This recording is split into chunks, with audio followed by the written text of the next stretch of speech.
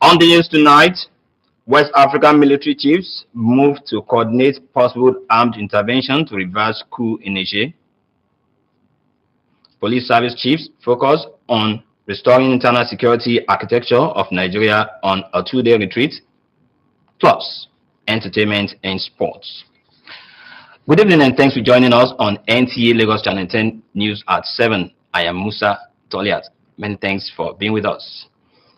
West African military chiefs met in Ghana on Thursday to coordinate a possible armed intervention to reverse a coup in Niger, as Germany called for European Union sanctions against the rebel leaders. Charles Alpha reports. By a series of military takeovers in the region, the Economic Community of West African States agreed to activate a standby force to restore constitutional order in Niger. Troops of ECOWAS have said they are ready to participate in a standby force that could intervene in that country. In a meeting in Accra, Ghana on Thursday, the defense chiefs said they are prepared to restore civil rule in Niger. We know democracy is what we stand for, democracy is what we encourage. Ivory Coast, Benin, and Nigeria are expected to contribute troops, but little details has emerged over a potential Niger operation. ECOWAS is demanding Niger's coup leaders to release President Mohamed Bazoum after his July 26 ouster, warning that the bloc could send in troops as a last resort if negotiations fail. ECOWAS has already applied trade and financial sanctions, while France, Germany, and the United States have suspended aid programs. On Thursday, Germany said it wanted the EU to impose sanctions on the coup leaders. Charles Alpha. Still talking security, the Committee of Retired Inspectors General of Police, National Security Advisor, and the Chairman of Police Service Commission are in Ibadan, the Oyo State capital, on a 2-day retreat. A statement by the Police Service Commission notes that several topical papers on the state of police preparedness towards restoring internal security architecture on Nigeria is the focus, with the theme Intervention of Ex-Inspectors General of Police for Strategic Contribution to Effective Policing in Nigeria. The retreat is also an opportunity to discuss and share experience.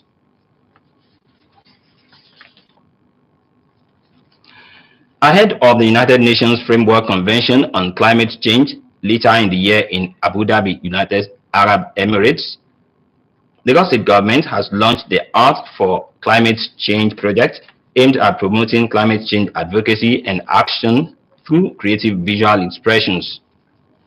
Our correspondent reports that the initiative, in partnership with Creative Youth Community, was announced by the Permanent Secretary, Ministry of Environment and Water Resources, at a media interactive session in Lagos. The report.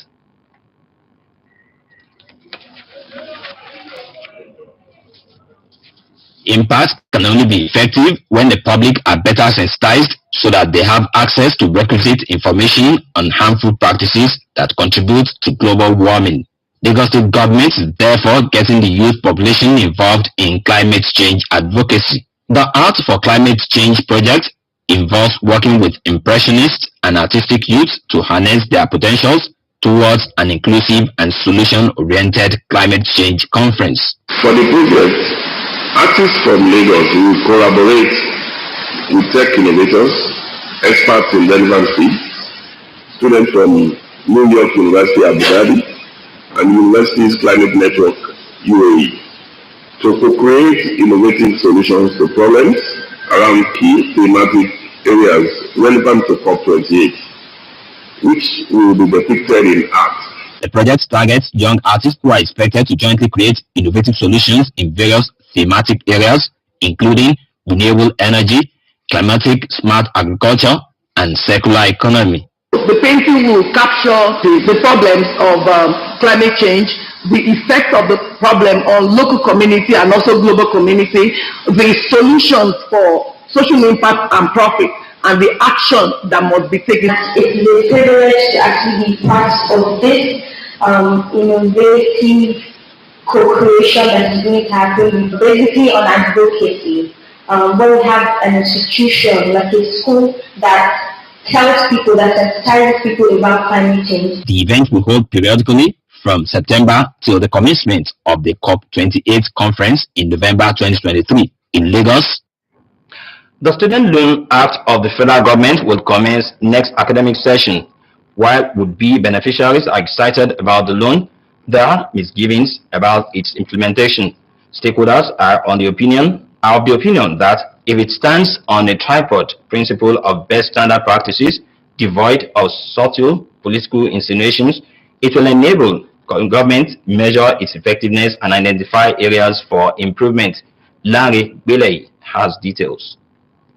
As disbursement of the students' loan commences in the 2023-2024 academic session, proper understanding of how it works is important. But how aware are the potential beneficiaries of this intervention by the federal government? I feel as a public student, the process of getting the student loan will be hard on our parents because, for instance, now you have to get a guarantor and it's a very difficult process. I don't really know anything about the loan. I don't know if you should go to the bank, local government, or the ministry to even get any news about the loan. I feel the criteria needs to be worked on. For example, one of them is that our parents or family have to earn less than 500,000 per annum, and not everybody, or not all our parents earn less than 500,000. The implementation of the students' loan, what mode of operation they feel it should take? We must approach an institutional-based strategy, not a government-based strategy.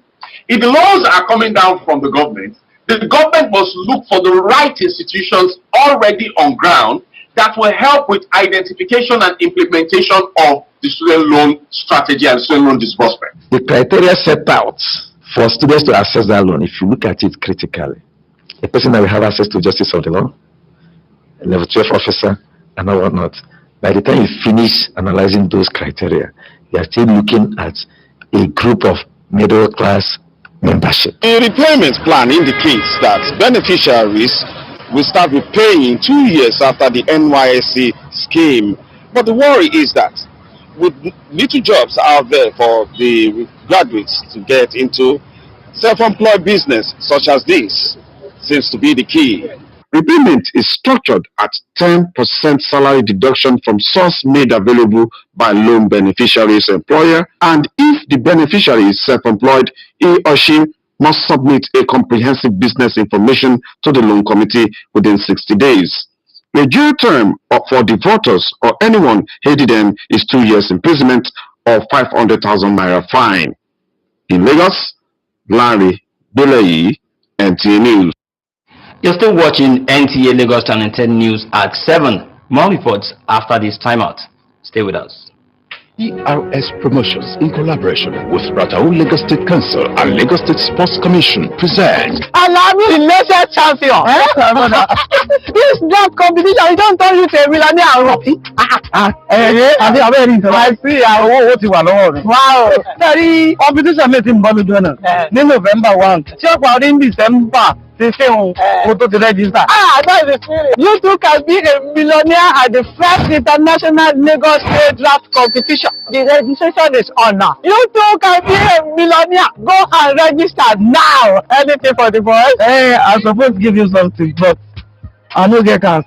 To purchase your ticket, go to www.windraftgame.com or directly from all local government areas in Lagos State, Area Ticket, and many other ticket agencies. TRS, join the fun.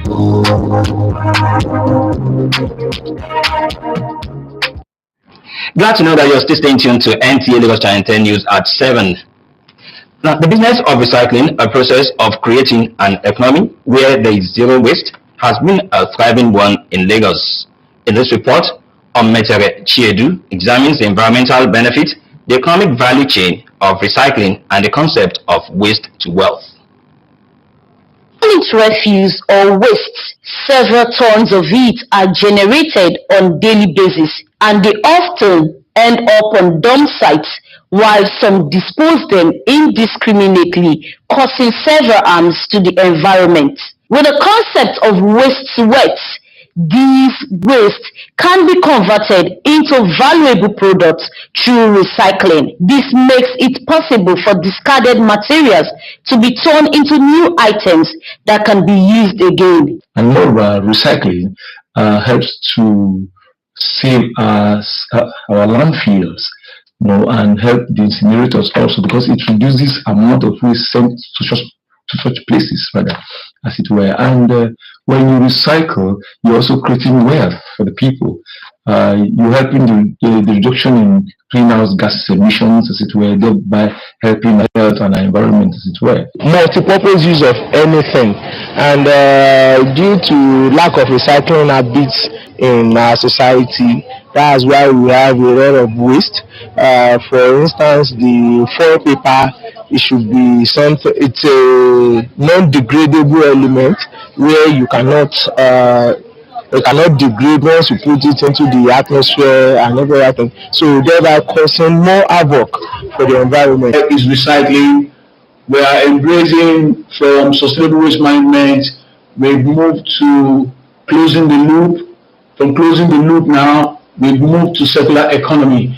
And recycling has been at the forefront of all this progress in sustainable waste management. The value chain of recyclable products includes collection, processing, manufacturing, and distribution. Aminu Ibrahim, who has discovered the benefits of waste-to-wet concept, has tapped into waste collection, which is one of the valuable chains of recycling. I can't do this business. Why they see 10 naira, 5 naira, why they tell tough. Now I dey buy nylon and plastic and regulars. And if I see the remaining property, I go buy them, I dey buy them. Besides the economic advantages, recycling has several environmental benefits. Some of these are conservation of natural resources, reduction of air and water pollution, and also saves energy. There is growing awareness of the importance of recycling. However, there is still some resistance to the concept, particularly among low-income households. Nigeria has made some progress in recycling, but a lot still needs to be done.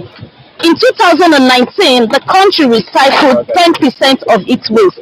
If you say waste to wealth, it should be part of ways to encourage our low-income communities, our low-income earners to be able to increase their to improve their attitudinal and behavioral change towards waste generation and understanding that they can get value from their waste.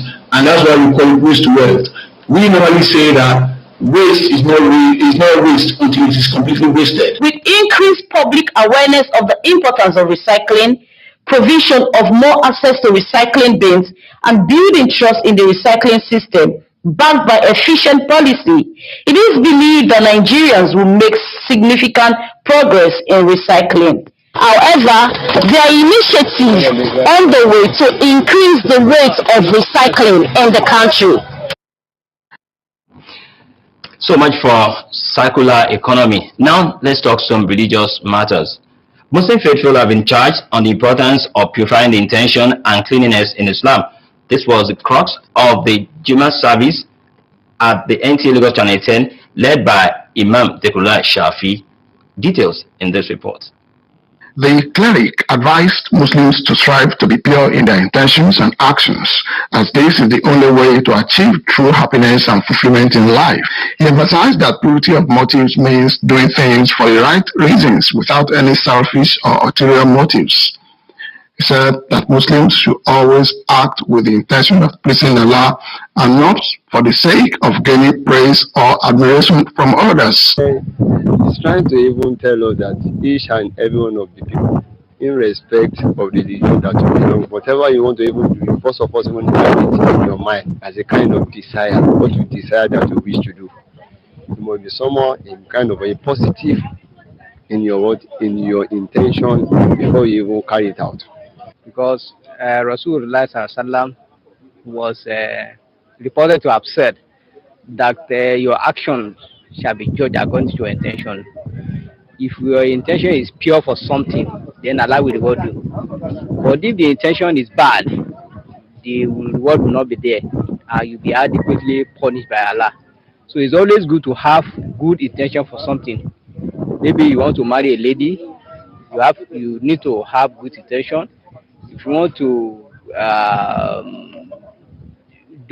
go to school, you need to have good intention that you use for the humanity. Okay, I learned a lot actually, but the main thing I learned was that having good intentions in everything you are doing.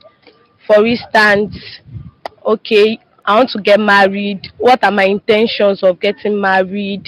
It's not that okay, I want to get married for the sake of my mother or for the sake of my father. You have to have good intentions in everything you are doing. The cleric reminded Muslims to always strive to be clean in both their physical and spiritual states. In Lagos, Jesuton, Moses, Nta News. It's now time to take some entertainment news. Nigerian award winner singer Davido, formerly known as David Adeleke, has remixed his hit single Unavailable featuring Lato. For this and more, let's hear from Blessing Amioje.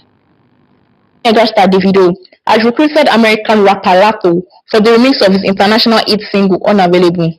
Unavailable is a lead single from Davido's Timeless, and since the album's release, the single enjoyed massive commercial appeal.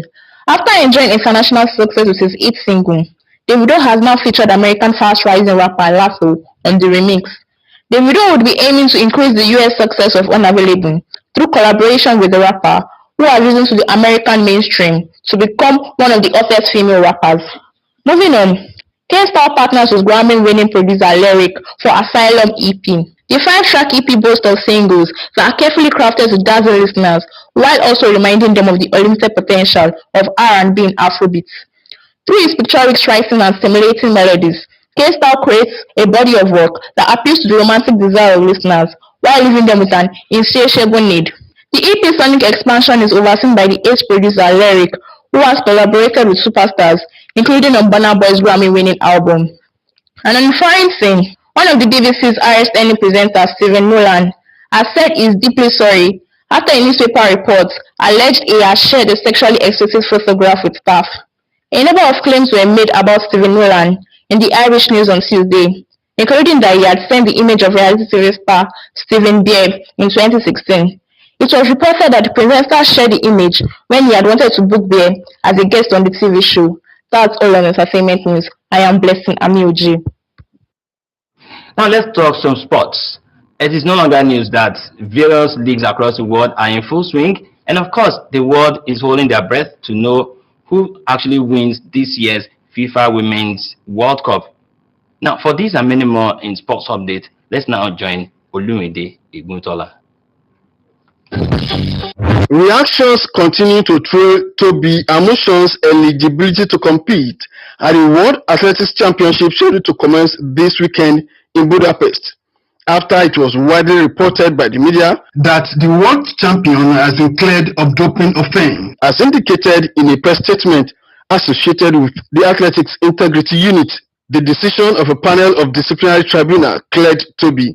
From outstanding performances in recent months, it's kind of surprised that people are just finding a way to just tarnish our image. Assuming that you have missed any of the tests, the period to go and do the test, they could have thought that he actually evade such a test. So I want to say congratulations to her, and I want Nigerians to keep calm. We had our doubts whether she was able to be cleared and all that, but we are very excited that she has finally been cleared. In volleyball, Nigeria lost to host Cameroon 0-3 at 16-25, 13-25, and 18-25 in our second match at the ongoing 2023 African Senior Women's Nations Volleyball Championship in Yaoundé. The team saw the depth in them that they have what it takes to become the world champions, to become the African champion.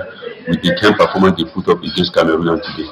We are not beaten by Cameroon. It's just quite unfortunate that we lost to the Nta Ch10. The team's next match is against Burundi.